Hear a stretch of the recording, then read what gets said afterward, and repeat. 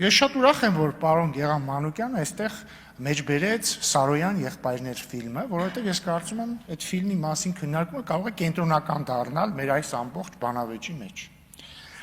Նախ ասեմ, պարոն Մանուկյան պետք չի փորձել արդարացնել այդ ֆիլմը ընդհանրապես, ինքը իրապես հակադաշնակցական ֆիլմ է եւ ասեմ ավելին, հակաանկախական ֆիլմ է,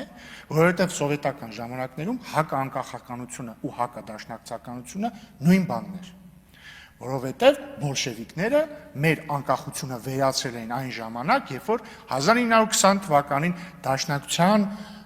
գործիչներն էին փորձում պաշտպանել Հայաստանի Առաջին Հանրապետության անկախությունը, սա անբեկանելի փաստ է։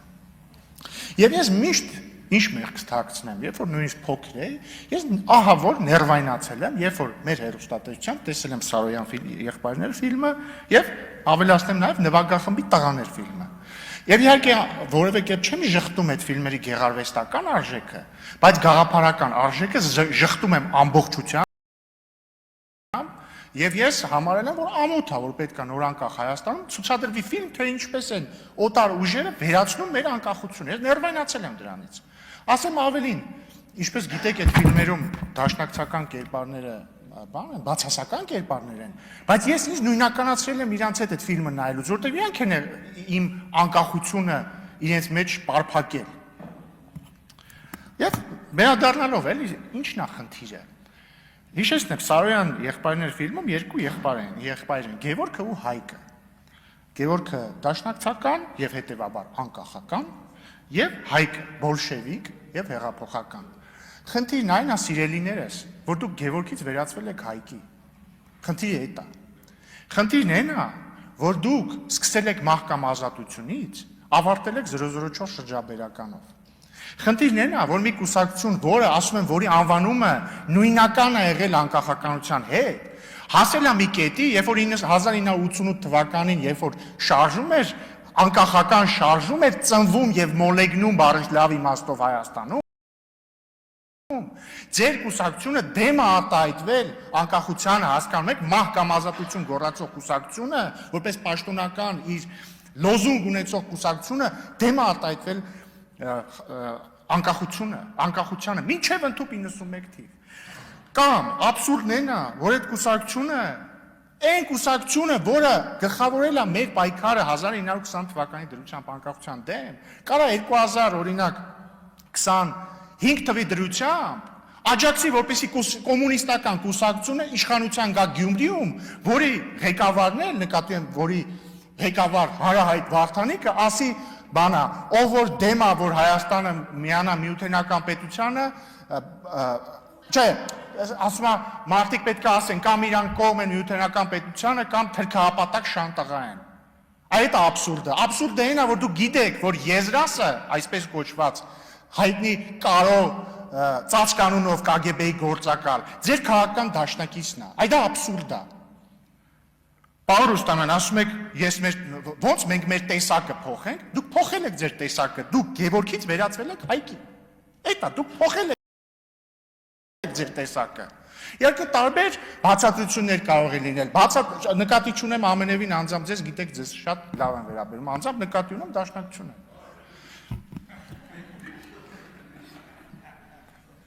Տարբեր բացատրություններ կարող են լինել, ինչու եք դուք փոխել ձեր տեսակը, ինչի եք դուք մահկամ ազատությունից հասել 004 շրջաբերականի, որում ասվում էր, որ բանը, մեկ-մեկ դե պետք է էլի բան անել։ Հիշեցնեմ, ի՞նչ է գրած 004 շրջաբերական, ասում է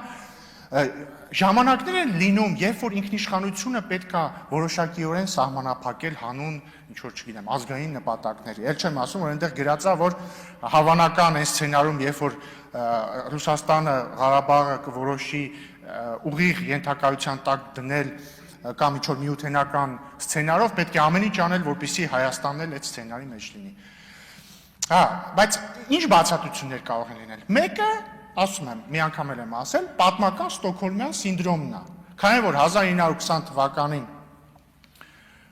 դաշնակցության իշխանության օրոք Հայաստանը կորցրել է իր անկախությունը, քանի որ բոլշևիկի կողմից հայ-թուրքական պատերազմներ մոլեգնում, մյուս կողմից բոլշևիկները մտան Հայաստան եւ վերացրեցին Հայաստանի անկախությունը, կարող է դուք այնքան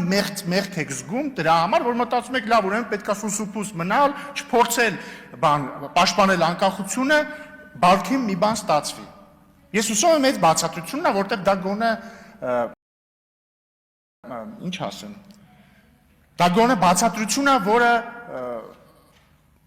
ինչ որ ազնվության տար ունի իր մեջ։ Մյուս բացատրությունը տվել է խորհրդային KGB-ի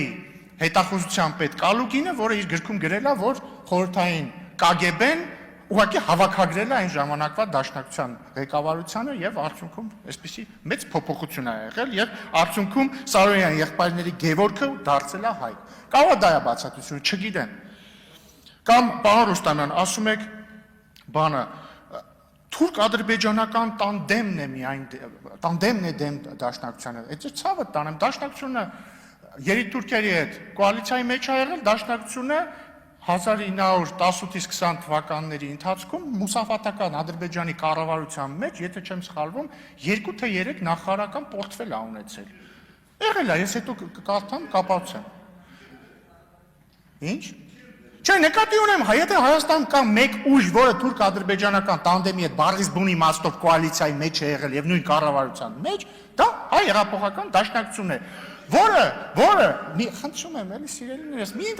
ընդհատեք, ես շատ հարգալից եմ ձեր հանդեպ։ Սկզբում էլ այդքան լավ բան ասեցի, հատուկ այդքան լավ բան ասեցի, որ վերջում չընդհատեք։ Եվ վերադառնալով, էլի, ինչ եմ ես ամեն ինչ ասում, որովհետև ես համաձայն եմ Հակոբ Մովսեսի հետ, որ դաշնակցությունը պիտի փոխի իր գաղափարախոսությունը, բայց ոչ թե այն իմաստով, ոչ թե փոխի ձեր 135-ամյա գաղափարախոսությունը, այլ վերադառնա իր ակունքներին, որովհետև դուք ձեր ակունքներին դավաճանել եք սիրելիներս, դուք մահկամ ազատությունից դարձել եք 004 շրջաբերական գրող կուսակցություն, դուք մահկամ ազատություն գոռացողներից դարձել եք չէ, ինչ անկախություն, դա վտանգավոր է, դուք մահկամ ազատություն գոչողներից դարձել եք KGB գործակալ պաշտպանողի, դուք մահկամ ազատություն գոռացողից դարձել եք Գյումրիում կոմունիստական կուսակցության հետ կոալիցվողի, վերհիշեք ձեր արմատները, սիրելիներս։ Հիմա ինչ վերաբերում է Հակոբ Մովսեսին, արդեն դե ֆիքսեցինք դժվար չի գուշակելը, որ ես 100%-ով համաձայն եմ իր արտահայտած մտքերի հետ, բայց միևնույն ժամանակ ես կարծում եմ, պարոն Հակոբյան, ամեն դեպքում ինքնին այս քննարկման փաստը վկայում է այն մասին, որ մեր հարգարժան դաշնակցական գործընկերները համենայն դեպս համարել են, որ ձեր որոշ արտահայտություններ քաղաքական քննադատություն են պարունակում առ իրենց այսօր։ Այդ տեսակետը եւ խախտում է չեզոքությունը։ Այդ տեսակետը կարելի է կիսել եւ չկիսել։ Ես ամեն դեպքում բնականաբար էլի կամ դեմ եմ քվեարկելու ձեզ լիազորություններից զրկելու հարցին կամ չեմ մասնակցելու քվեարկությանը, ես շարունակում եմ համարել, որ դուք շատ մեծ ավանդ ունեք հեռուստատեսության եւ ռադիոյի հանձնաժողովի աշխատանքներում եւ ես շատ ուրախ եմ, որ դուք պիտի շարունակեք այդտեղ ձեր աշխատանքը, բայց կարծում եմ համենայն դեպս պետք է հաշվի առնել, ինչպես ասվեց մի քանի անգամ, եւ չտալ մեր հարգարժան դաշնակցությանը առիթ կասկածելու ձեր չեզոքությանը եւ գուցե այսպես նաեւ մենք դրդենք, որպեսզի մեր հարգարժան դաշնակցական գործընկերները վերջապես վերադառնան իրենց ակունքներին։ Եվ վերադառնալով Սարոյան եղբայրներին, պարոն Մանուկյան, համարվում է, որ Սարոյան եղբայրներ ֆիլմը նաև հետաքրքիր է նրանով, որ առաջին անգամ սովետական կինեմատոգրաֆիա